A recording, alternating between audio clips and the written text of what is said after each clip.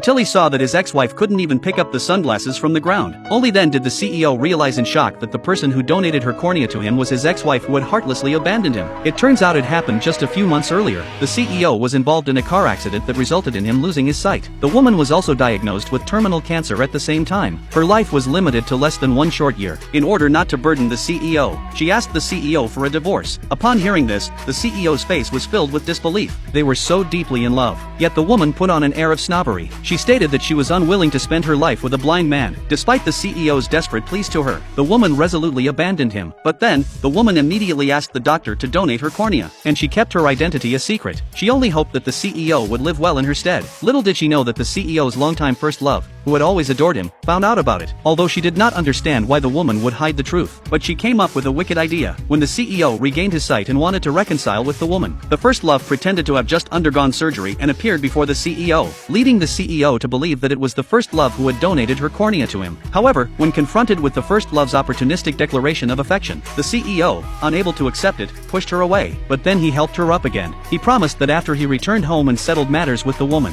he would come back to take care of her. Soon after, when the CEO hurriedly returned home to confront the woman for answers, he was shocked to find that the woman had a new lover. Seeing this scene, the CEO was filled with anger. He stepped forward and punched the man. He demanded an explanation from the woman as to why she treated him this way. After all, his eyes were clearly fine now. Yet the woman coldly stated that she had long ceased to love him. In order to fully convince the CEO, the woman directly kissed the man in front of him. She mocked that the CEO was nothing more than a stepping stone in her career. Then she stated that they would go to finalize the divorce the next day. After speaking, the woman coldly left with the man, leaving the CEO behind, weeping inconsolably. Little did he know that the woman had not actually betrayed him. That man was merely the boyfriend of the woman's close friend. The reason the woman did this was to ensure that the CEO would agree to divorce her. The next day, the CEO arrived on time at the Civil Affairs Bureau for the divorce. However, he discovered that the woman had been wearing sunglasses the entire time. Even when signing, she did not fill in the required fields. She even bumped into the back of a chair when she got up. He immediately realized that something was amiss, so he silently followed the woman all the way.